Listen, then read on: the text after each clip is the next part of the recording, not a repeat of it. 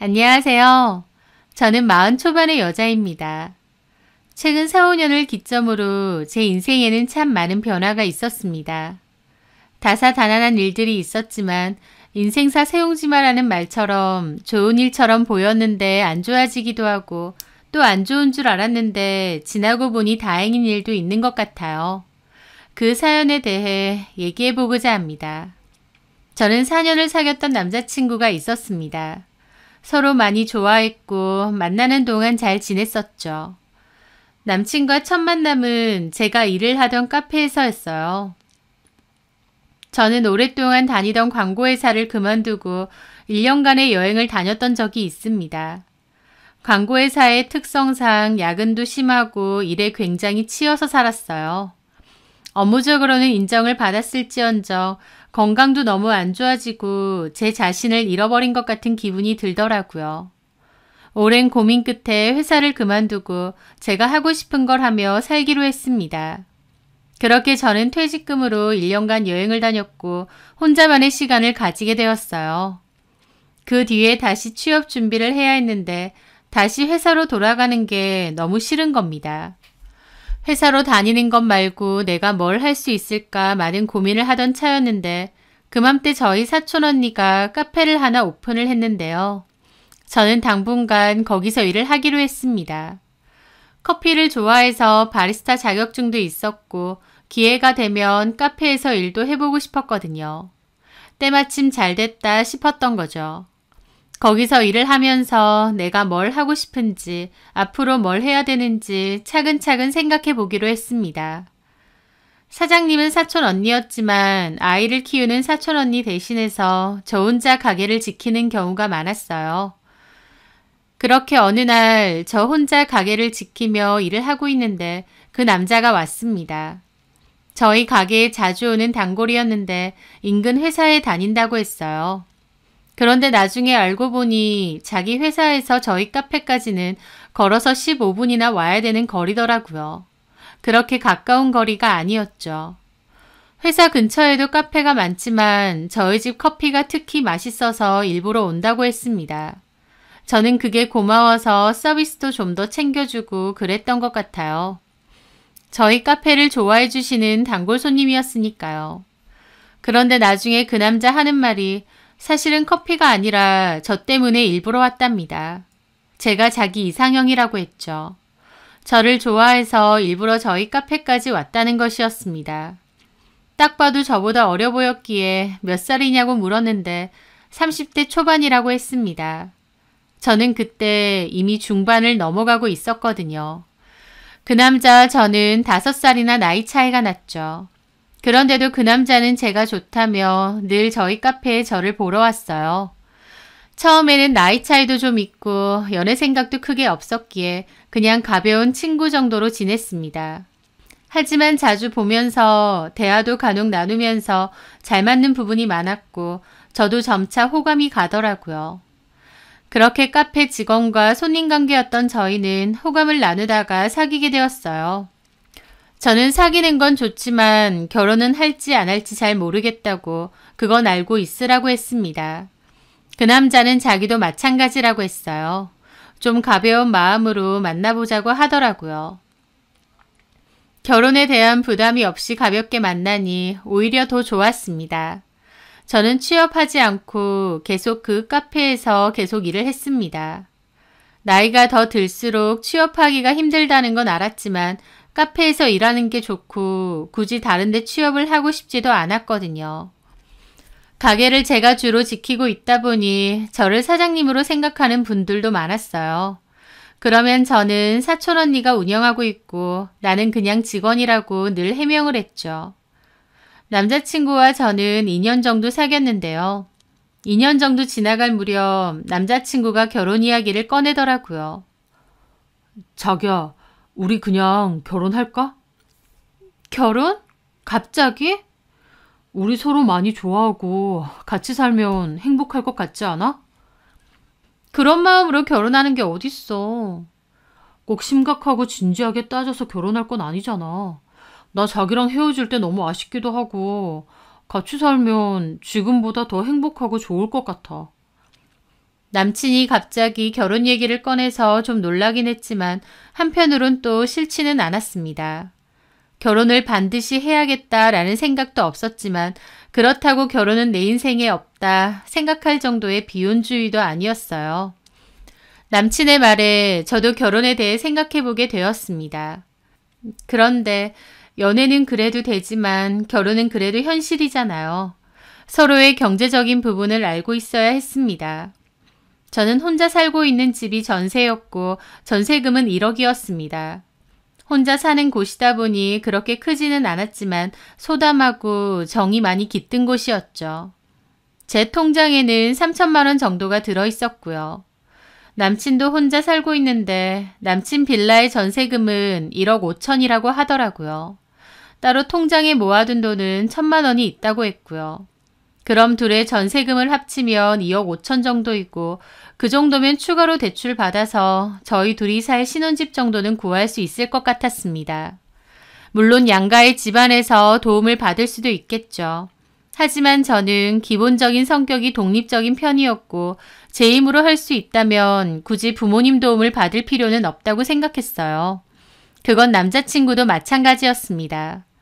저희 형편대로 그렇게 맞춰서 살면 되는 거 아니냐는 주의였죠. 그렇게 저희끼리 어느 정도의 예산을 맞춰보고 양가 부모님께도 전달을 하기로 했습니다. 저희 부모님은 제가 결혼 안 하고 혼자 살 줄 알았는데 갑자기 결혼을 한다고 하니 반기셨어요. 금전적인 도움도 얼마든지 주시겠다고 했는데 오히려 제가 괜찮다고 거절했죠. 저희 힘으로도 충분했고 둘이 사는 신혼집인데 굳이 크게 할 필요도 없으니까요. 남자친구도 자기 부모님께 결혼 의사를 전했는데 남친 부모님도 결혼 승낙을 하셨습니다. 제가 나이가 5살이나 많고 그때 이미 30대 후반이었다 보니 임신이 잘 안 될 가능성도 있었거든요. 남친과 저는 아이가 안 생겨도 상관없다는 주의지만 또 부모님은 그렇지 않을 수도 있잖아요. 손주를 보고 싶으실 테니까요. 그런데도 남친 부모님은 흔쾌히 저를 받아주셨습니다. 그렇게 순조롭게 결혼 준비를 시작할 수도 있었는데 그맘때 큰 문제가 생겼습니다. 남친이 결혼 준비도 할 겸 마침 계약 날짜도 다 돼가서 전세 자금을 빼려고 했는데 집 주인으로부터 전세금을 돌려받을 수가 없었습니다. 왜냐하면 남친은 일종의 전세 사기를 당했거든요. 남자친구만 당한 게 아니라 남자친구가 살고 있던 그 빌라 사람들 전체가 그 집주인에게 전세 사기를 당한 것이었습니다. 알고 보니 그 주인이 그런 전세 사기로 아주 유명한 사기꾼이더라고요. 법적으로도 엄청 빠삭하다고 했죠.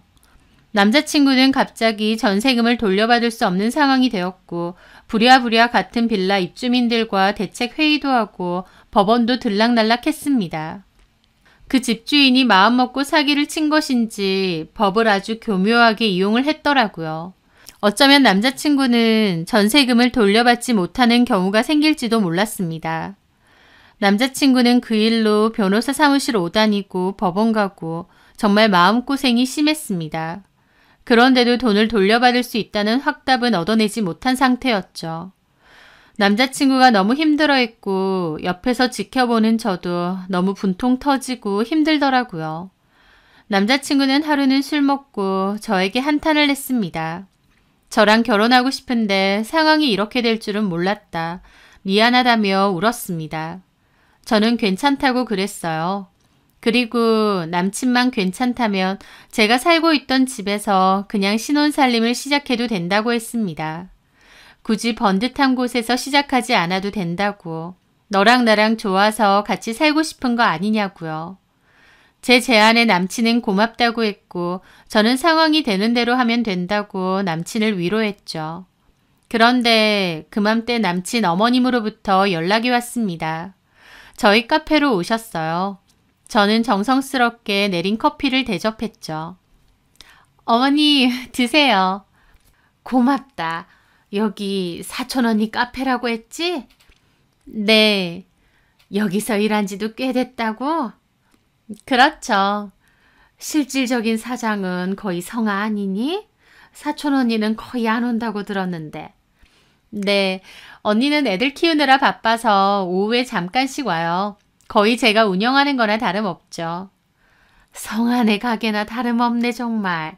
이게 진짜 사촌 언니 게 아니라 성아 거면 참 좋을 텐데. 매출도 다 성아 거잖아. 여기 장사도 나름 잘 되는 것 같은데. 장사 아무리 잘 돼도 성아는 그냥 정해진 월급 받는 게 전부일 테니까 좀 아쉽네. 결국 사촌 언니만 돈 잘 벌고 좋은 거니까. 어머님의 말씀에 저는 그냥 멋쩍게 웃었습니다. 어쨌든 저도 월급 받고 일하는 입장이고 또 사촌 언니 가게다 보니 잘 되면 좋죠. 어머님 생각처럼 그런 생각은 안 해봤습니다. 그런데 어머님은 제 가게가 아니라는 것이 계속 아쉽고 섭섭한 모양이더라고요. 어쨌든 내가 여기 온 건 성아도 잘 알지? 준혁이 상황. 전세자금 못 돌려받고 있는 거 말하시는 거죠? 그렇지. 네, 준혁 씨가 마음고생이 너무 심해서 저도 걱정이에요. 아휴, 나도 미치겠다 정말. 한두 푼도 아니고. 전세 사기 이런 거 남의 얘기인 줄 알았는데 우리 아들이 당할 줄 어떻게 알았겠니? 가만 보니 그 사람 완전 꾼이더라고요. 그러니까 내 말이. 아휴, 잘못 걸렸어.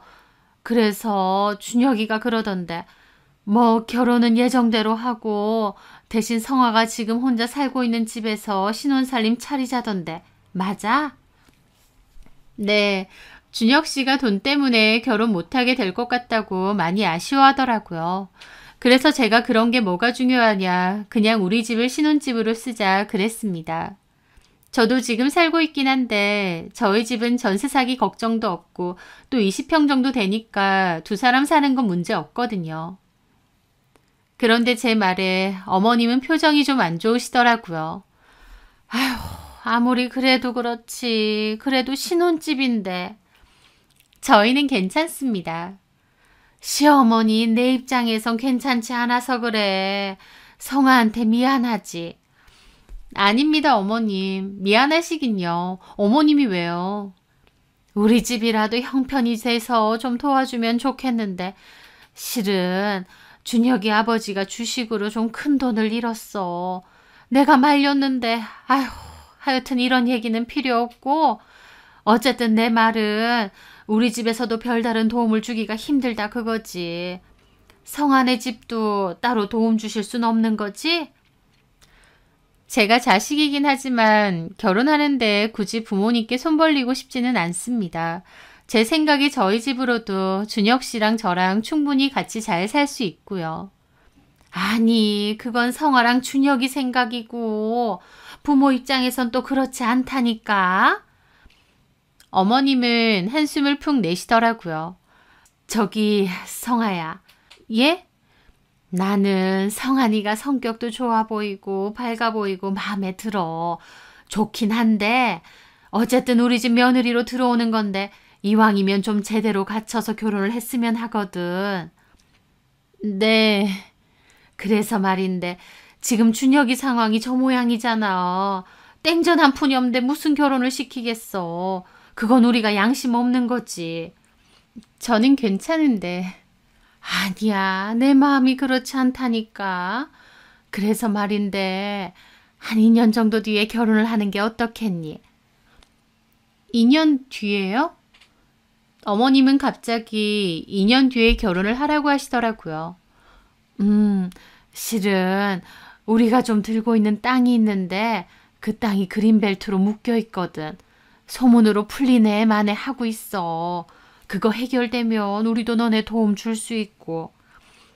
어머님, 저희는 정말 괜찮은데. 에이, 부모 마음이 그렇지 않다니까 자꾸 그러네. 그리고 2년 정도면 준혁이 지금 빌라 문제도 어떻게든 해결은 되겠지. 솔직한 말로 아들 결혼시키면서 땡전 한 푼 없이 결혼은 못 시키겠어. 내 자존심이 허락하지 않아. 내 말 무슨 말인지 알겠지? 어머님은 몹시 강하게 얘기하시더라고요. 어머님의 말이 무슨 말인진 이해했습니다.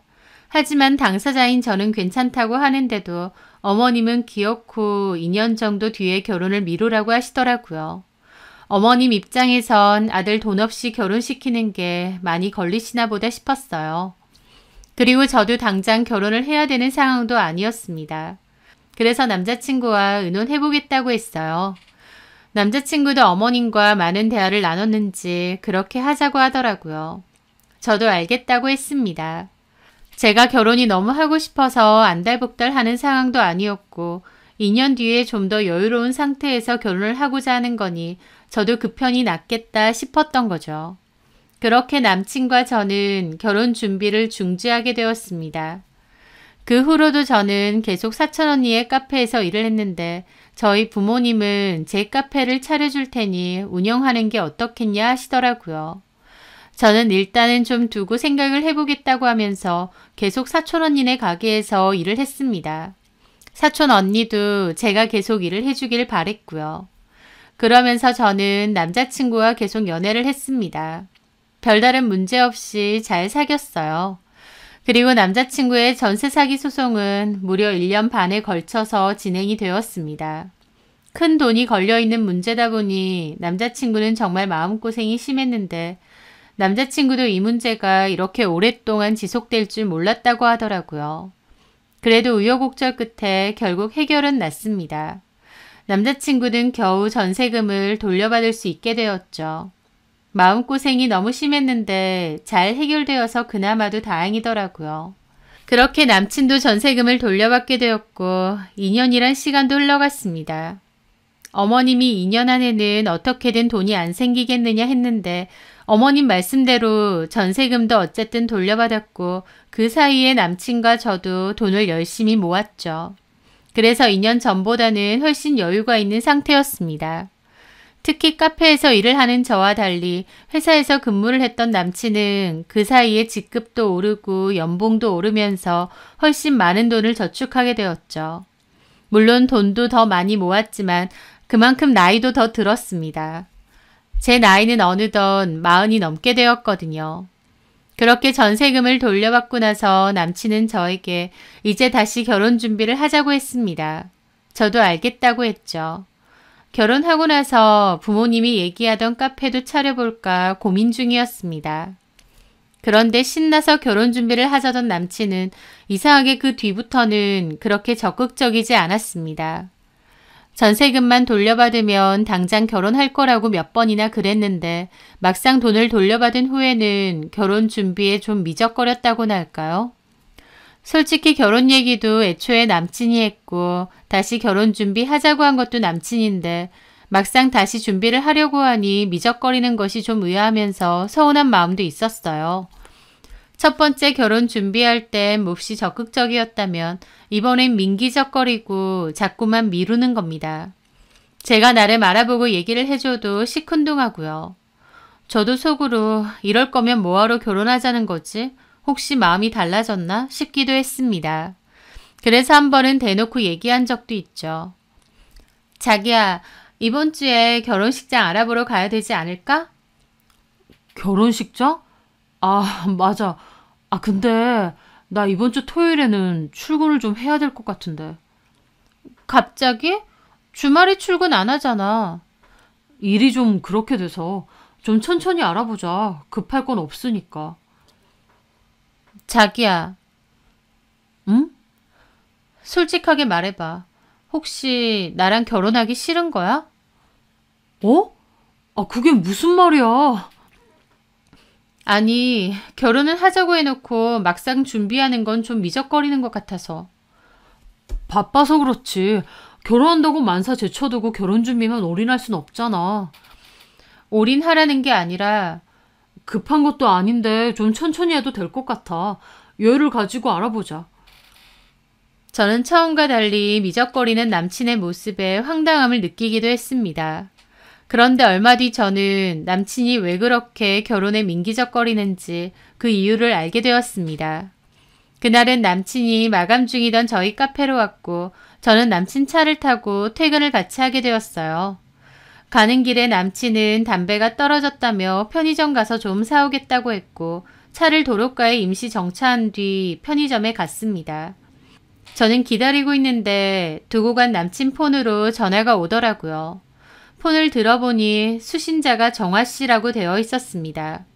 회사 동료인가 생각하며 냅뒀어요. 그런데 남친은 생각보다 빨리 오지 않았는데 전화가 한 번 더 오는 겁니다. 저는 잠깐 고민하다가 혹시 급한 전화일 수도 있으니 받아서 얘기를 해줘야겠다 싶었습니다. 여보세요? 그런데 제가 전화를 받으니 상대방이 대답이 없더라고요. 제 남친에게 전화를 건 건데 여자가 전화를 받으니 잘못 걸었나 생각하는 모양이었죠. 배준혁 씨 지금 잠깐 자리를 비웠거든요. 오는 대로 제가 다시 전화 드리라고 할게요. 그런데 전화를 건 여자가 그러더군요. 근데 그쪽은 누구세요? 네? 저는 배준혁 씨 여자친구인데요. 네? 여자친구요? 그 여자는 심하게 놀라는 겁니다. 그 반응에 저도 놀랐죠. 왜 그러세요? 배준혁 씨한테 여자친구가 있었어요? 나 참 기가 막혀. 실례지만 배준혁 씨랑은 얼마나 되셨나요? 그 여자는 갑자기 얼마나 사귀었는지 묻는 겁니다. 저도 좀 황당한 기분으로 대답을 했죠. 저랑 준혁 씨요? 4년 넘었는데. 4년이요? 나 진짜. 저기요. 배준혁 씨한테 전화 다시 할 필요는 없다고 전해주세요. 저기 잠깐만요. 그쪽은 누구신데요? 제가 누구냐고요? 배준혁 씨한테 직접 물어보세요. 나 진짜 별꼴을 다 보네. 그렇게 그 여자는 화가 나서 전화를 끊었죠. 저도 너무 황당했습니다. 그렇게 남친 폰을 들고 멍하게 있는데 남친이 오더라고요. 알바생이 화장실을 갔는지 자리를 비운 거 있지. 한참 기다리다가 계산하고 왔네. 그런데 제가 남친 폰을 들고 있으니 당황하더라고요. 자기야, 내 폰은 왜 들고 있어? 방금 전화가 왔네. 정화 씨라는 사람한테. 어? 남친은 그 말을 듣자마자 얼굴이 새파랗게 질렸습니다. 아차 싶은 얼굴이었죠. 저는 무슨 상황인지 대감은 감이 오더라고요.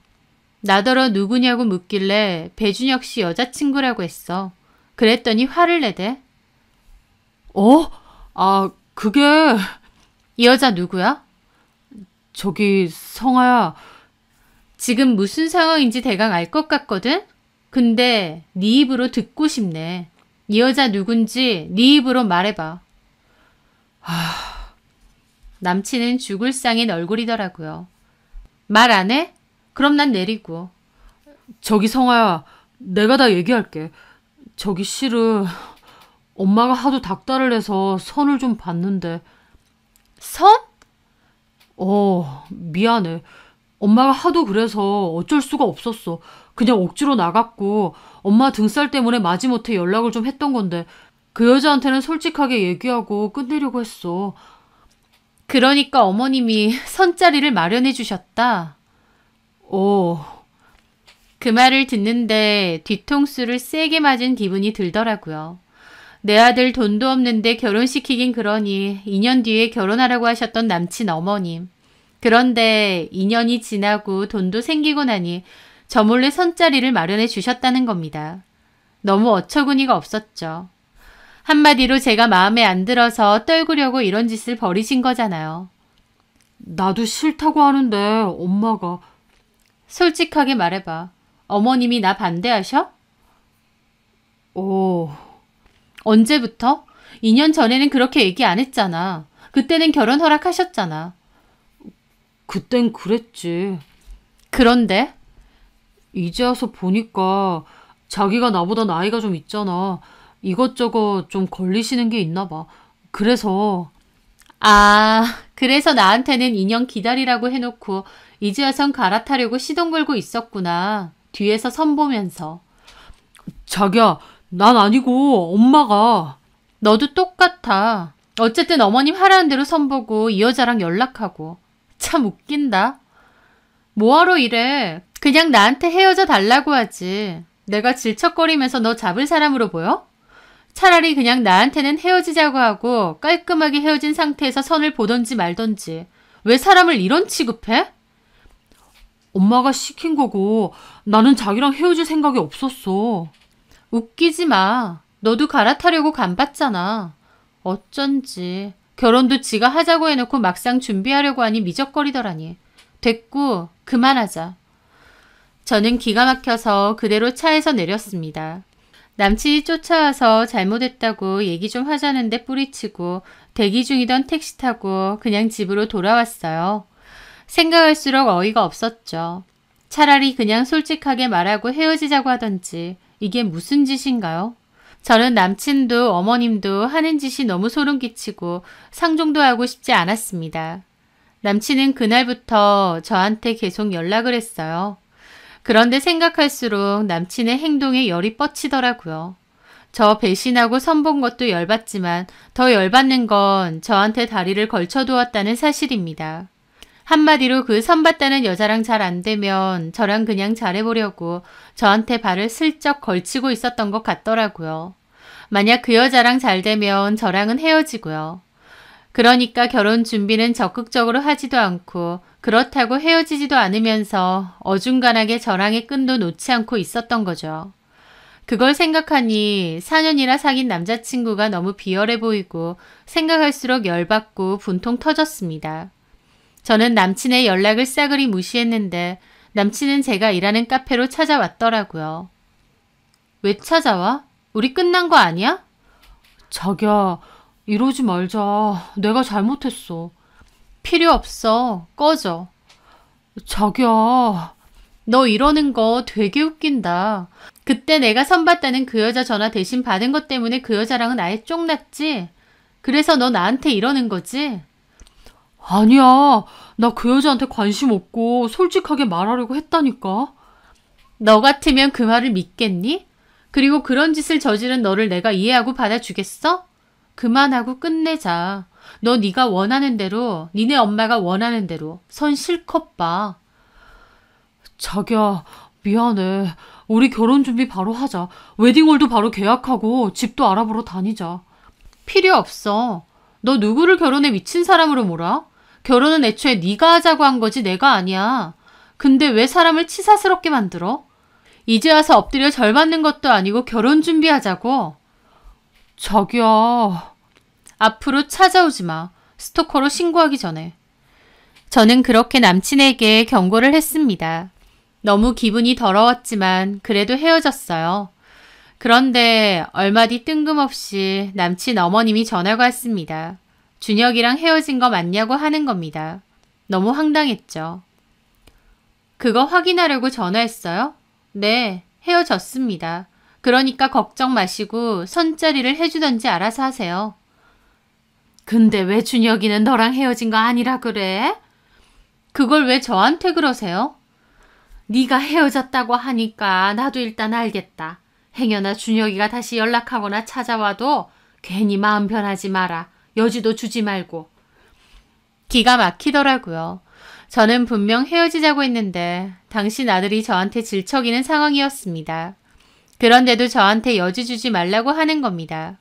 어른이고 뭐고 이 아줌마가 미쳤나 싶은 격한 생각까지 들더라고요. 그리고 한편으론 2년 전에는 허락해놓고 이제 와서 왜 나를 까는 건지 순수하게 궁금하기도 했습니다.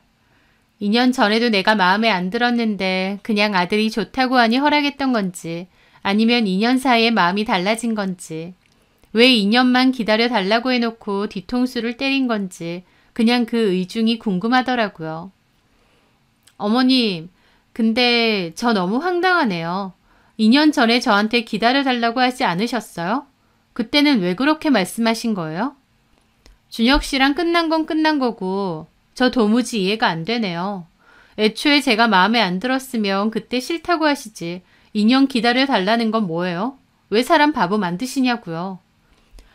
무슨 바보를 만들어. 그때는 진짜 그렇게 생각했으니까 그런 거지. 그럼 지금은요? 사람 마음이 달라질 수도 있는 거 아니니?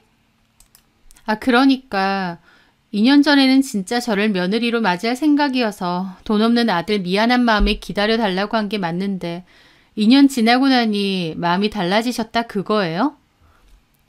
그래. 왜요?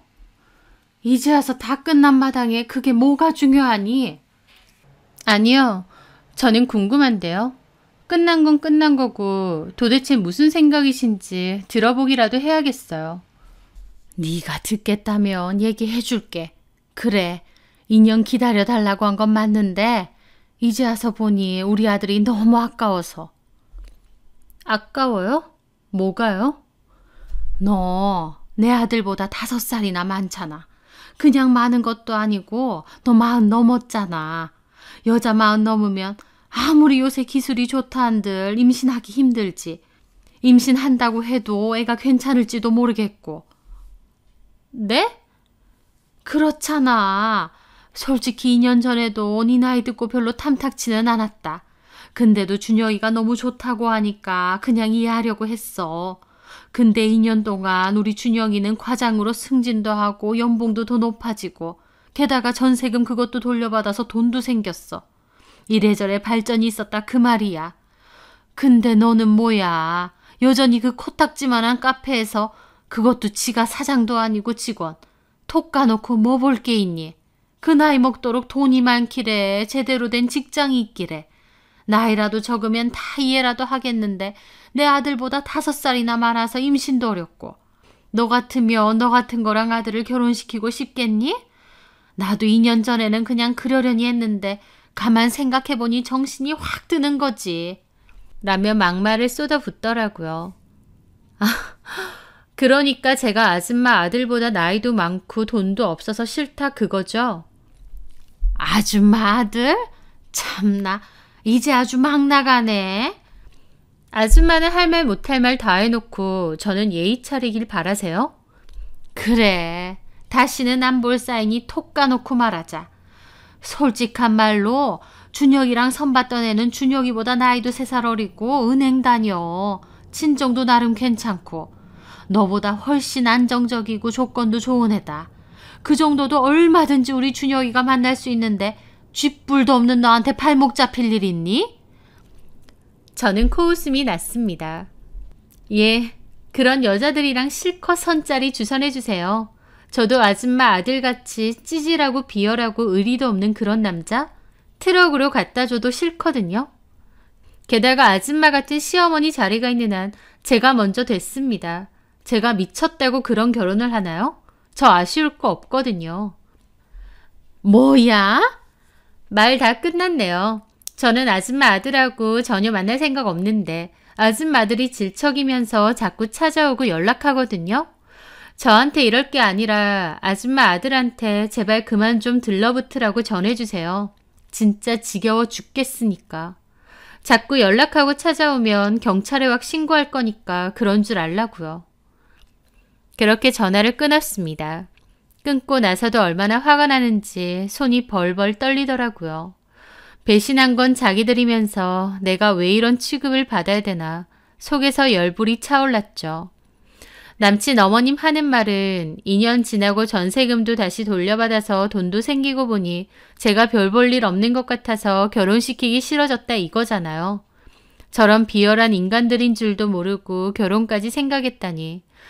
처음엔 너무 자존심 상하고 기분도 나빴습니다.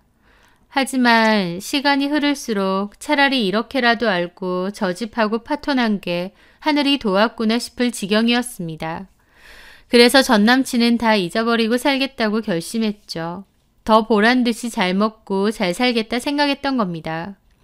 그렇게 또다시 3년 정도의 시간이 흘렀을 때였습니다. 저는 그 사이에 제 카페를 오픈했습니다. 제 카페는 좀 럭셔리한 분위기에 전망이 좋은 곳에 위치해 있습니다. 분위기 덕분에 선이나 소개팅을 보러도 많이 찾아주시는 곳이기도 합니다. 커피는 가격대는 살짝 있지만 분위기가 워낙 좋다 보니 찾는 손님도 꽤 많죠. 카페에서 일해주는 직원들이 있기 때문에 그날은 조금 늦게 출근을 했어요. 그런데 카페에 가서 보니 창가 쪽에 아주 낯익은 얼굴들이 앉아있는 겁니다. 가만 보니 전 남친과 그의 어머님이었어요. 3년 동안은 소식도 모르고 얼굴도 못 봤는데 뜬금없이 제 카페에 앉아 있었던 거죠. 그 얼굴들을 보는 순간 기분까지 확 잡치더라고요. 저 인간들이 여기가 내 카페인 걸 알고 왔나? 모르고 왔나? 긴가민가 했습니다. 그런데 그 둘은 뭔가 심각하게 얘기를 하더라고요. 가만 보니 전 남친은 옷도 정장을 입고 있었습니다. 저는 카운터에서 가만 지켜보고 있었는데 잠시 후 어떤 여자 둘이 들어오더라고요. 한 명은 젊은 여자고 나머지 한 명은 중년의 여성이었습니다. 전 남친과 어머님은 일어나서 인사를 하더라고요. 그걸 보는데 딱 알겠더군요. 전 남친은 선을 보러 나온 것이었습니다. 여자와 같이 온 중년의 여성은 여자의 엄마인지 아니면 중매를 서는 사람인지 모르겠더라고요. 참나, 아직까지 저러고 다니는구나. 나보다 잘난 여자 만나서 아들 결혼시키겠다더니 3년이 지난 지금도 선만 보러 다니는구나 싶었습니다. 그렇게 전 남친 어머님은 전 남친과 그 여자를 두고 자리에서 일어나더라고요. 둘만 시간을 가지게 놔두고 자리를 비켜주는 모양이었죠. 그런데 나오다가 전 남친 어머님이 카운터 쪽에 있는 저를 본 것입니다. 몹시 놀라더라고요. 아니, 네가 여길 어떻게... 저도 그냥 건성으로 말했죠. 안녕하셨어요? 어머님은 저를 위아래로 훑더니 그러시는 겁니다. 어떻게 이런 데서 만나? 너 이제 여기서 일하니? 무슨 상관이세요? 싸가지는 여기가 분위기 좋다고 해서 일부러 왔더니 하필이면 행여나 싶어서 말하는데 준혁이한테 아는 체 하지 마라. 중요한 자리 갖고 있으니까. 중요한 자리요? 뭐 아직도 선보러 다니나 봐요. 하도 결혼하길래 벌써 결혼한 줄 알았더니. 뭐? 직급도 오르고 연봉도 오르고 못 받던 전세금도 돌려받았다면서 금방이라도 잘난 여자랑 결혼할 것처럼 구셨잖아요. 3년이나 지났는데 아직도 저러고 있네요. 저 정도면 포기하세요. 나 어이가 없네. 야, 우리 준혁이가 뭐 어때서? 어찌됐든 너보다 나아. 어디서 아직도 남의 카페에서 알바나 하는 주제에. 유치해서 말상대도 하기 싫었지만 얄미운 마음에 일부러 웃으며 그랬습니다. 남의 카페 아닌데요? 제 가게인데요? 제 말에 남친 어머님 황당한 얼굴이더군요. 뭐? 여기가 네 거라고? 네. 아니, 이 큰 데가 네 거란 말이야? 어머님은 진심으로 놀란 얼굴로 카페를 다시 둘러보더군요. 저희 카페가 평수로만 쳐도 60평이 넘습니다. 위치도 좋고요. 어디서 뻥치고 있어? 아니 네가 무슨 돈으로 이런데 이렇게 큰 카페를 차려? 3년 전만 해도 4,000원이 카페인가 뭔가 그 코딱지만한 데서 알바나 하고 있더니. 이제 차리고 싶어서 차렸어요. 어차피 저희 아빠 건물이거든요. 뭐야? 귀 어두우세요? 저희 아빠 건물이라고요. 4,000원이 카페에서 실무 경험도 쌓았겠다. 제 카페 차려보려고 했는데 저희 아빠가 건물에 공실 있으니까 여기서 해보려고 하셔서 여기다 차렸어요. 제가 워낙 독립적인 성격이라 부모님 도움받는 거 안 좋아하는데요. 그때 아줌마 얘기 듣고 생각이 좀 달라졌어요. 얼마든지 빵빵하게 지원해줄 부모가 있는데 도움 받을 수 있으면 받아야겠다. 나도 그 집 그만 부려야겠다 싶었거든요. 부모님이 이렇게 큰 건물이 있다고? 네. 무슨 문제 있으세요? 전엔 그런 얘기 안 했잖아. 얘기했으면 뭐가 있어요? 그리고 제가 방금 말했잖아요. 부모님 돈은 부모님 돈이고 제 돈도 아니에요. 저희 부모님이 결혼할 때 얼마든지 집도 사주고 도와주신다고 했는데 제가 됐다고 했던 거예요. 저희 집이 사실은 꽤나 풍족하다는 것을 안 어머님은 아차 싶은 얼굴인데 진짜 웃기더라고요. 그 말은 사실입니다. 저희 부모님이 그 건물 소유주시고 여유있게 저 키워주신 것도 맞아요.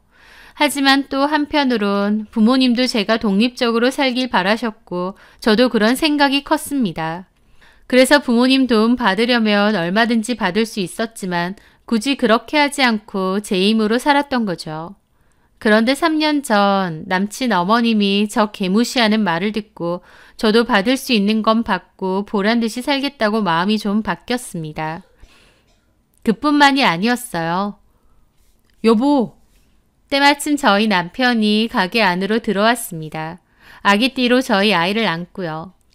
네, 저는 전 남친과 헤어지고 그 후 지금의 남편을 만나게 되었습니다. 잘 만나오다가 결혼을 하게 되었고 결혼 한 달 만에 바로 임신도 돼서 아이도 키우고 있어요.